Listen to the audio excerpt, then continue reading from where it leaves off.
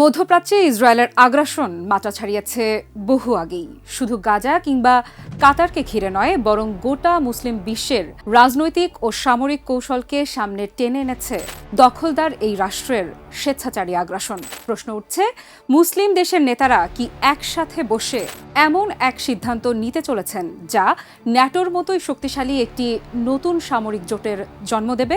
এবারের ইনসাইড স্টোরিতে আমি আফ্রিদা ইফরাত সেই প্রশ্নটির উত্তর খুঁজে বের করার চেষ্টা করব। আপনাদের জানাবো দোহার শীর্ষ সম্মেলনে কোন বার্তাগুলো উচ্চারিত হলো এবং সেগুলো ভবিষ্যতের কোন সংকেত দিচ্ছে।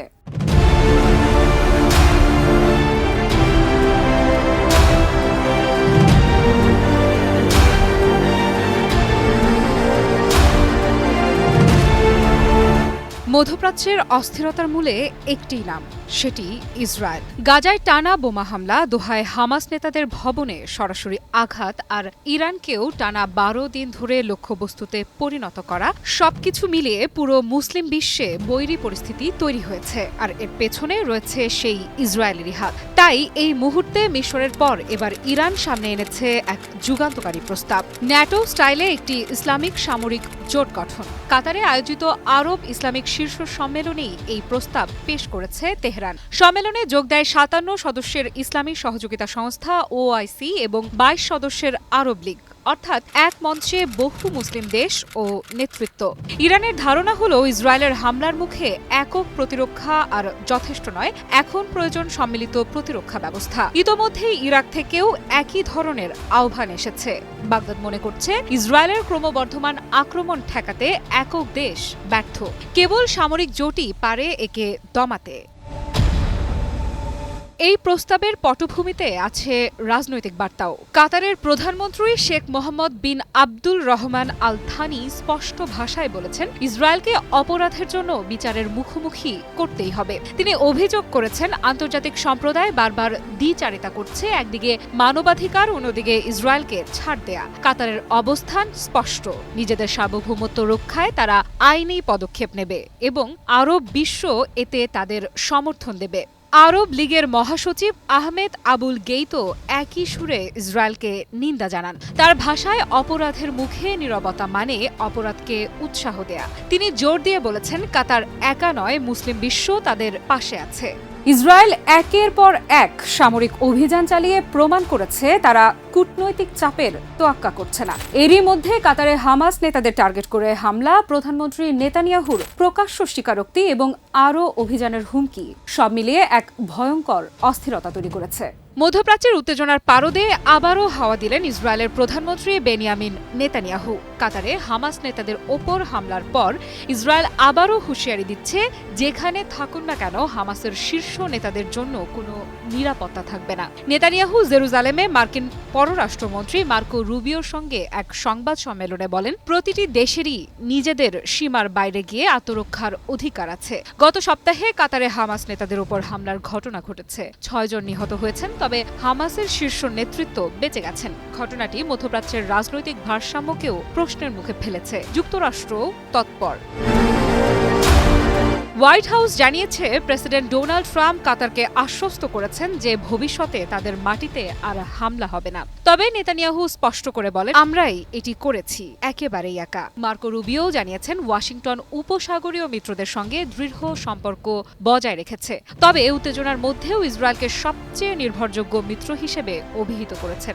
নেতানিয়াহু ও রুবিওর বৈঠকে গাজার পরিস্থিতি ছিল আলোচনার কেন্দ্রবিন্দুতে। এদিকে আরব নেতারা কাতারের প্রতি সংহতি প্রকাশ করেছেন। কাতারের প্রধানমন্ত্রী আন্তর্জাতিক সম্প্রদায়ের প্রতি আহ্বান জানিয়েছেন, দ্বৈত মানসিকতা পরিহার করে ইসরায়েলকে শাস্তি দিতে হবে।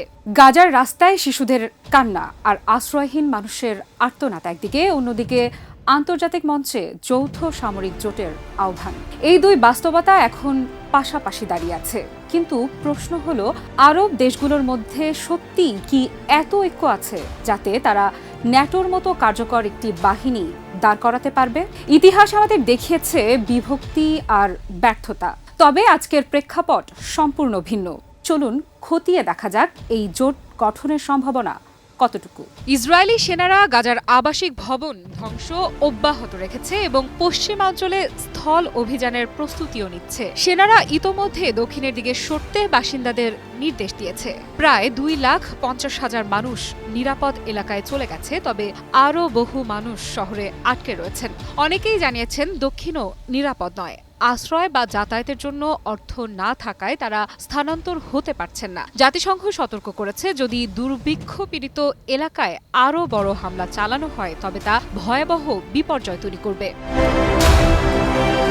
আরব ইসলামিক শীর্ষ সম্মেলনের প্রথম দিন থেকেই মূল আলোচ্য বস্তু ছিল গাজায় প্রায় 2 বছর ধরে চলমান যুদ্ধ এবং সেখানে সৃষ্টি হওয়া মানবিক প্রলয়। অংশগ্রহণকারীরা একসঙ্গে দাবি করলেন, এ অবস্থা আর চলতে পারে না। আন্তর্জাতিক সম্প্রদায়ের উপর চাপ বাড়াতে হবে, ত্রাণ পৌঁছানো নিশ্চিত করতে হবে এবং যুদ্ধাপরাধ অভিযোগে আইনি পদক্ষেপ নেওয়ার কথা ভাবতে হবে। তাদের যৌথ বিবৃতিতেই এসব বিষয় স্পষ্টভাবে উঠে এসেছে। কিন্তু আলোচ্য সূচির সবচেয়ে বড় বিষয় ছিল মিশরের প্রেসিডেন্ট আবদেল ফাত্তাহ আল সিসির মধ্যস্থতায় নতুন একটি যৌথ আরব বাহিনী গঠন করা। প্রস্তাবটি ন্যাটো মডেলের অনুকরণে, অর্থাৎ কাউকে আক্রমণ করা হলে সব সদস্যই প্রতিক্রিয়া জানাবে, সামরিকভাবে হস্তক্ষেপ করবে এবং আঞ্চলিক নিরাপত্তা রক্ষায় একসঙ্গে কাজ করবে। প্রাথমিক প্রস্তাবনায় বলা হয়েছে বাহিনীর সদর দফতর কায়রোতে হতে পারে এবং এতে বিমান, নৌ ও স্থল সব শাখার ইউনিট থাকবে। ঠিক কে কতটুকু অবদান দেবে তা নির্ভর করবে সদস্য রাষ্ট্রগুলোর সামরিক সক্ষমতার উপর। মিশর প্রাথমিকভাবে 20,000 সৈন্যকে আরব ইসলামিক ন্যাটোয় রাখার প্রস্তাব দিয়েছে, যার মধ্যে কায়রোতে আরব ন্যাটোর সদর দফতর থাকবে এবং একজন মিশরীয় 4 তারকা জেনারেল কমান্ডার হবেন। এই বাহিনী 22টি আরব লীগের সদস্যদের মধ্যে নেতৃত্ব পর্যায়ক্রমে পরিচালনা করবে, যার মধ্যে স্থল, বিমান, নৌ এবং কমান্ডো ইউনিট, সমন্বিত প্রশিক্ষণ এবং সরবরাহ অন্তর্ভুক্ত থাকবে। সৌদি আরবকে ডেপুটি কমান্ড ভূমিকার জন্য প্রধান অংশীদার হিসেবে দেখা হচ্ছে। যদিও 2015তেও একই ধরনের প্রচেষ্টা করেছিল মিশর, তখনও ইয়েমেন, লিবিয়া ও সিরিয়া সহ বিভিন্ন অঞ্চলে দুর্বৃত্ত গোষ্ঠীর বিরুদ্ধে যৌথ কার্যক্রম করার উদ্যোগ নেয় কায়রো। কিন্তু তৎকালীন অনেক আরব রাষ্ট্রই আগ্রহ দেখায়নি, ফলে সেই উদ্যোগ বাস্তবে রূপ নেওয়া হয়নি। এখনও পরিস্থিতি বিশেষভাবে আলাদা নয়। বিশ্লেষকদের মতে রাষ্ট্রীয় স্বার্থ, ভিন্ন কূটনৈতিক সম্পর্ক, বাহ্যিক শক্তির সঙ্গে সম্পর্ক, এসব ভিন্নতা ওই যৌথ বাহিনীর পথে বাধা হয়ে দাঁড়াতে পারে। দোহা সম্মেলনে অংশ নেয়ার নেতারা শুধু কূটনৈতিক ও সামরিক সমন্বয়ের কথা বলেননি, তারা জাতিসংঘ সহ আন্তর্জাতিক সম্প্রদায়ের প্রতি ইসরায়েলের ওপর আইনি, অর্থনৈতিক ও কূটনৈতিক চাপ বাড়ানোর আহ্বানও জানিয়েছেন। যৌথ বিবৃতিতে ইসরায়েলের সদস্যপদ বন্ধ করারও দাবি করা হয়েছে। ত্রাণ সরবরাহ, গাজার পুনর্নির্মাণ ও যুদ্ধাপরাধের তদন্ত, এসব ইস্যুতে ঐক্য ঘোষণা করে অংশগ্রহণকারীরা। তাহলে কি সত্যিই গঠিত হতে যাচ্ছে ইসলামিক ন্যাটো? বিশ্লেষকেরা বলছেন এটি বাস্তবায়ন করা সহজ হবে না। মুসলিম দেশগুলোর মধ্যে রাজনৈতিক বিভক্তি, আঞ্চলিক স্বার্থের টানাপোড়েন, সৌদি আরব ইরান প্রতিদ্বন্দ্বিতা, এসবই পথে বাধা হয়ে দাঁড়াতে পারে। কিন্তু যদি অন্তত একটি কার্যকর প্রতিরক্ষা কাঠামো গড়ে ওঠে, তবে মধ্যপ্রাচ্যের কৌশলগত ভারসাম্যে আমূল পরিবর্তন ঘটতে পারে। এখানে আরও একটি গুরুত্বপূর্ণ বিষয় হলো যুক্তরাষ্ট্র ও পশ্চিমা দেশগুলো। তারা সবসময়ই মধ্যপ্রাচ্যে নিজেদের প্রভাব বজায় রাখতে চায়। যদি মুসলিম দেশগুলো সত্যি একটি সম্মিলিত সামরিক জোট গঠন করে, তবে সেটি ন্যাটোর বিকল্প হিসেবে দেখা দিতে পারে। এতে পশ্চিমাদের আধিপত্য প্রশ্নবিদ্ধ হবে, বিশেষ করে ইসরায়েলের নিরাপত্তা প্রশ্নে। শেষ পর্যন্ত ইসলামিক ন্যাটোর ধারণা কতদূর এগোয় তা সময়ই বলবে। তবে একটা বিষয় স্পষ্ট, ইসরায়েলের হামলা মুসলিম দেশগুলোকে এক নতুন পথে ভাবতে বাধ্য করেছে। এই সম্মেলন কেবল নিন্দা বা প্রস্তাবে সীমাবদ্ধ থাকবে নাকি বাস্তব সামরিক চুক্তিতে রূপ নেবে, এটাই এখন দেখার বিষয়। দোহার আলোচনায় উঠে এসেছে এক সম্ভাবনা। ইসরায়েলের হুঁশিয়ারিতে দেখা দিয়েছে এক আতঙ্ক, আর গাজার মানবিক সংকটে উন্মোচিত হয়েছে এক নির্মম বাস্তবতা। এই তিনটি দিক মিলেই এখন বিশ্ব রাজনীতির আলোচনার কেন্দ্রবিন্দুতে পরিণত হচ্ছে ইসলামিক ন্যাটোর আবির্ভাবের প্রশ্ন। এটি কি শুধু কাগজে কলমে থাকবে নাকি সত্যিই জন্ম দেবে এক নতুন নিরাপত্তা জোটের, যা আন্তর্জাতিক শক্তির ভারসাম্য পাল্টে দিতে পারে? উত্তরটা এখনো অনিশ্চিত, কিন্তু স্পষ্ট হলো মধ্যপ্রাচ্যের আগামী দিনের ইতিহাস এখান থেকেই লেখা শুরু হচ্ছে।